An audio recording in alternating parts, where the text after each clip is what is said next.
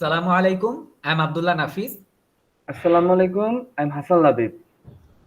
Assalamu alaikum. I'm Maria Taskin Aumanee. Assalamu alaikum. I am AKM Shafin.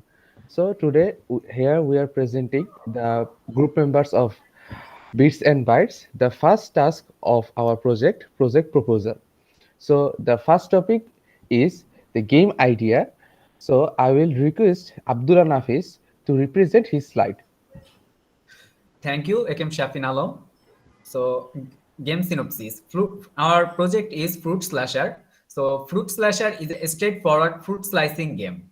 Players have to slice the fruits that jump into the screen by moving the mouse.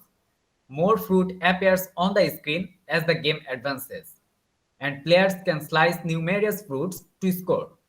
If a piece of fruit falls off the screen without being sliced, the player's life will be minused, and the game will end if this happens 5 times. Additionally, bombs will appear on the screen at some point, and if players slice them by accident, the game will finish instantly. The goal is to score as many points as possible while the screen fills up with fruits and bombs. Fruit Slasher is recommended for players of all ages. It is an enjoyable game to play. Thank you. So now I'm requesting Hasan Labib to present his slide. Thank you, Nafis. I'm going to say about the game mission. Fruit Slicer is a type of game which is very easy to play and we can be played by anyone of any ages. The rule is very simple. We have to cut the fruits without hitting the bomb and not missing the fruit. There will be total 5 lives. If a player misses the fruit, the life will be reduced. But if the player hits the bomb, the the player will the player's game will be over. So the player have to be very careful when he plays the game. Now I wanna say to Shafin Alam to say his part. Thank you, Labib. So how we play the game? It's very simple. First, the player have to click on play.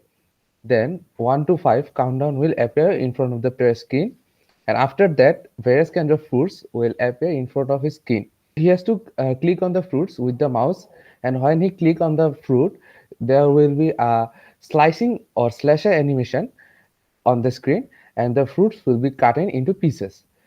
So if any player misses fruits 5 times, he will leave the game, and also there will be bomb.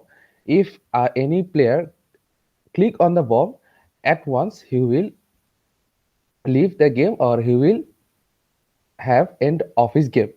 So by this way, cutting through the most of the fruits, any player can make the highest score. Thank you. And I will ask to Maria to represent his next slide. Thank you, Shafin. So at this slide, we're going to talk about the scoring, how the player earns or loses points. So as my teammate said earlier, the game is a very addictive one. And since the graphics and the action are designed like that, the scoring of the game is also designed in a very interesting way.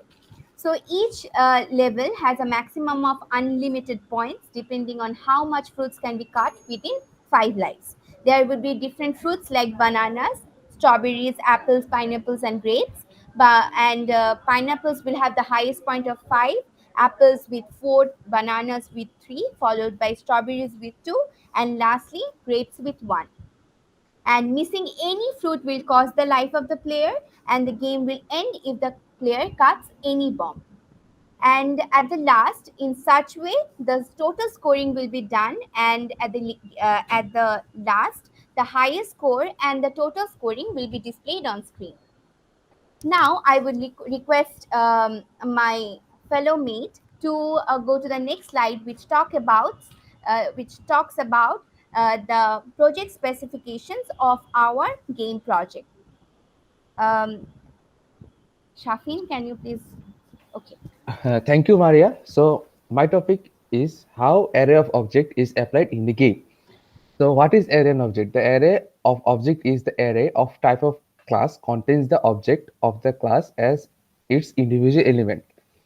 So we actually need the array of object as we can say objects are fruits and bombs, and we can use the array of object to use loop, as the fruits will appear uh, continuously if we use a loop, and for the loop we need array, and for this we need array of object. So I request this Labib Hasan to present next slide. Thank you. Thank you, Shafin Alam. Now I'll tell my part. Encapsulation helps with develop of loosely connected programs because the details are hidden. The other object's ability to change an object state and behavior is restricted. It also comes in handy when we change the data type of a property. In our program, we will bind the data and process or function in a class. Here we use encapsulations. Now I would like to ask Nafis to tell about his topic. Thank you. Thank you, Labib Hasan. So now I will tell my part. Uh, we can say a relationship between two objects is referred to as an association, and an association is known as composition when one object owns another, while an association is known as aggregation when one object uses another object. For example, in aggregation, the class is made up of other existing classes that may exist independent of the child class. And for composition, the child class depends on its parents for existence. The child will destroy as soon as the parents destroy. In our game, we will have classes. For example, there will be fruits, bombs, etc. Each class will have a relationship with others. When the bomb destroy, all the fruits will destroy also, and the game will end instantly. So here we can see the composition. On the other hand, bombs will have the objects of fruits. However, bomb will not destroy when the player destroy or slash the fruits. So here we can see the aggregation. Thank you. So now I'm telling Maria Taskin Aumanee to present his slide.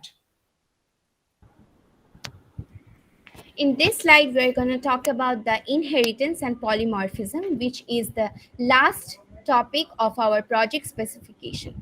So, inheritance, by the definition, we know that is the mechanism of reusing and extending existing classes without modifying them, thus producing hierarchical relationships between them. Inheritance is almost like embedding an object into a class. So, talking about the relevance with the project, I can only say that the fruits are acting as an object, and according to the inheritance, we are using the same fruits over and over again. And about the polymorphism, in by definition, it means the same entity, either functions or object, which behaves differently in different scenarios.